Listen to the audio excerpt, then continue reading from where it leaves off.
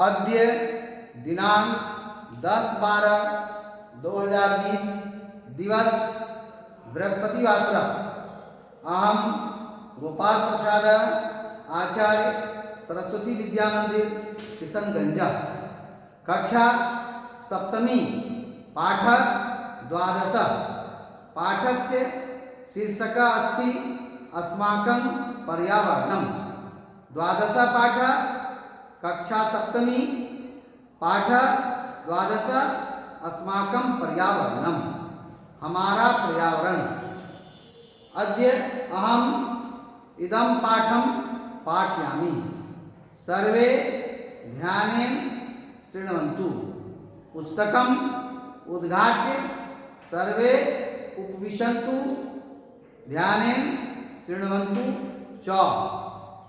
या भूमि यत् जलं यश्च वायु परितः विद्यते तत्सर्वं मिलित्वा अस्माकं पर्यावरणं कथ्यते।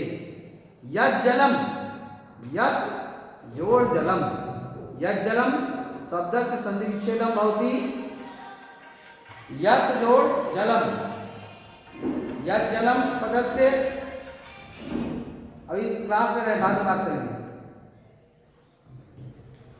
या भूमि जो भूमि यत् जलम जो जल यत् जलम जो जल यह च वायु और जो वायु परितः चारों ओर विद्यते है तत्सर्वं मिलित्वा वह सब मिलकर अस्माकं पर्यावरणं कथ्यते हमारा पर्यावरण कहलाता है। जो भूमि जो जल यत् जोड़ जलम यत् जलम यह जोड़ च यश्च और जो वायु चारों ओर परितः चारों ओर विद्यते है तत्सर्वं मिलित्वा वह सब मिलकर अस्माकं पर्यावरणं कथ्यते हमारा पर्यावरण कहलाता है। जो भूमि जो जल और जो हवा भूमि शब्द स्त्रीलिंग है इसलिए या भूमि जलम शब्द नपुंसकलिंग है।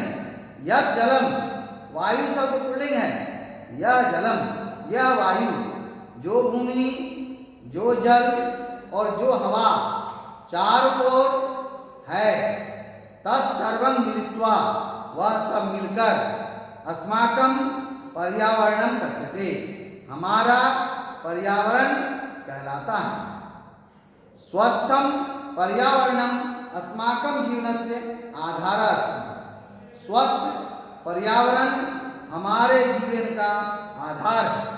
स्वस्थं पर्यावरणं पर्यावरणं शब्दस्य सन्धिविच्छेदः भवति। परि जोड़ आवरणं पर्यावरणं आधारः जोड़ अस्ति आधारो अस्ति। स्वस्थ पर्यावरण हमारे जीवन का आधार है। पर्यावरणस्य आधारभूता वृक्षा भवन्ति। पर्यावरण के आधारभूत वृक्ष होते हैं। पर्यावरणस्य आधारभूता पर्यावरण के आधारभूत वृक्षा भवन्ति वृक्ष होते हैं पेड़ होते हैं। वृक्षा प्राणवायु प्रदाय पर्यावरणं संतुलितं कुर्वन्ति। पेड़ ऑक्सीजन देकर पर्यावरण को संतुलित करते हैं। प्राणवायु शब्दस्य अर्थ अस्ति ऑक्सीजनम। पेड़ प्राणवायु ऑक्सीजन प्रदान करके पर्यावरण को संतुलित करते हैं। प्रत्येक जीवा श्वसन क्रियायां प्राणवायु गृह्णाति।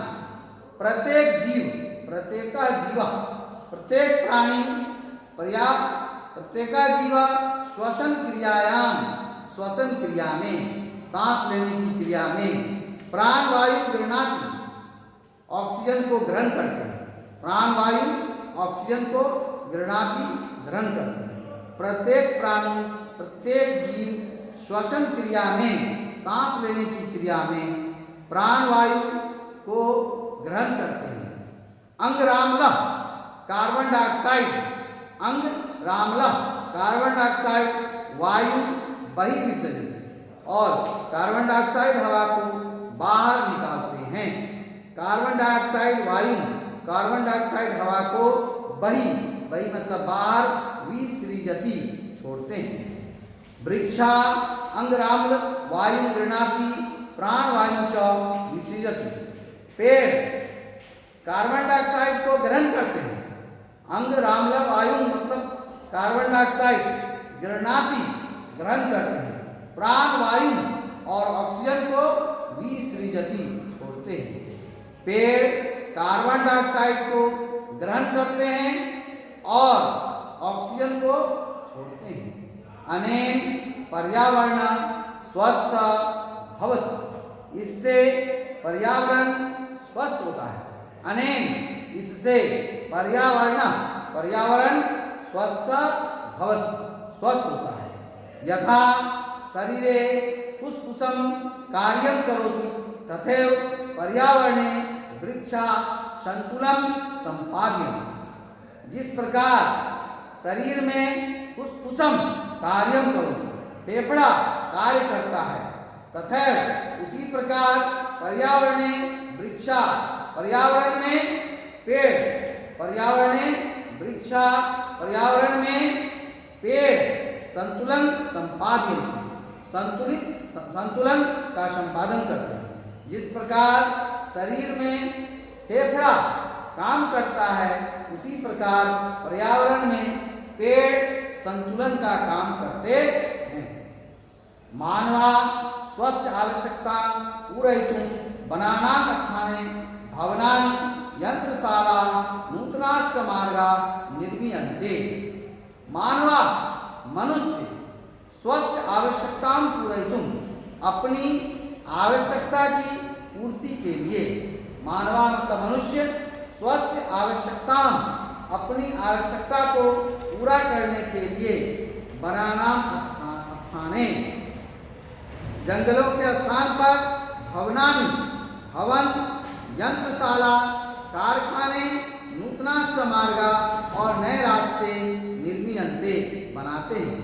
मनुष्य अपनी आवश्यकता को पूरा करने के लिए जंगलों के स्थान पर घर कारखाने और नए रास्तों को बनाते हैं।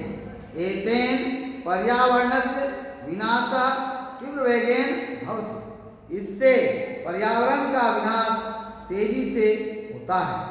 एतेन इससे पर्यावरणस्य विनाशः पर्यावरण का विनाश तीव्रवेगेन तेजी से भवति होता है। वनानां वृक्षाणां च विनाशेन भूमि प्रतिदिनं आवरणेन हीना भवति। जंगलों और पेड़ों के विनाश से भूमि प्रतिदिन आवरण से हीन हो रही है। आवरण मतलब उसके ढक्कन से उसके वस्त्र से हीन हो रही है। जंगलों और पेड़ों के विनाश से भूमि प्रतिदिन आवरण से हीन हो रही है। आवरणहीना भूमि पर्याप्तं जलम अवशोषयितुम् असमर्था भवति। आवरण से रहित ढक्कन से रहित वस्त्र से रहित भूमि पर्याप्त जल को अवशोषित करने में पर्याप्त जल को लेने में ग्रहण करने में असमर्थ। आवरण से रहित भूमि पर्याप्त जल काफी मात्रा में जल को अवशोषित करने के लिए असमर्थ हो जाता है। एतेन निदागा वर्धते। इससे गर्मी बढ़ती है। एतेन इससे निदागा मतलब गर्मी वर्धते मतलब बढ़ती है। इससे गर्मी बढ़ती है। अतः पर्यावरण से सुरक्षा अस्माकं नैतिकं दायित्वं भवति। इसलिए पर्यावरण की सुरक्षा हमारा नैतिक दायित्व होता है। अतः इसलिए पर्यावरण की सुरक्षा अस्माकं हमारा नैतिकं दायित्वं भवति नैतिक दायित्व होता है। ग्रामेषु नगरेषु च पर्यावरण संरक्षणार्थम अस्माभिः आशुवर्धनशीला पादपाः आरोपणीयाः। गाँव में और शहरों में ग्रामेषु गाँव में नगरेषु और शहरों में पर्यावरण पर्यावरण के संरक्षण के लिए, पर्यावरण को जीवित रखने के लिए अस्माभिः हमारे द्वारा आशु वर्धनशीला तेजी से बढ़ने वाले पौधों को, आशु मतलब शीघ्र, वर्धन मतलब बढ़ने वाले, पादपा मतलब पौधों को, तेजी से बढ़ने वाले पौधों को आरोपणीय लगाया जाना चाहिए। गांवों और शहरों में पर्यावरण की संरक्षा के लिए हमारे द्वारा तेजी से बढ़ने वाले पौधे को लगाया जाना चाहिए। एतेन सर्वेषां कल्याणं भविष्यति, इससे हम सबों का कल्याण होगा, इससे हम सभी प्राणियों का और इसके साथ साथ इस पृथ्वी पर रहने वाले जितने भी जीव जंतु हैं सबों का कल्याण होगा। इति द्वादश पाठ समाप्तः जातः।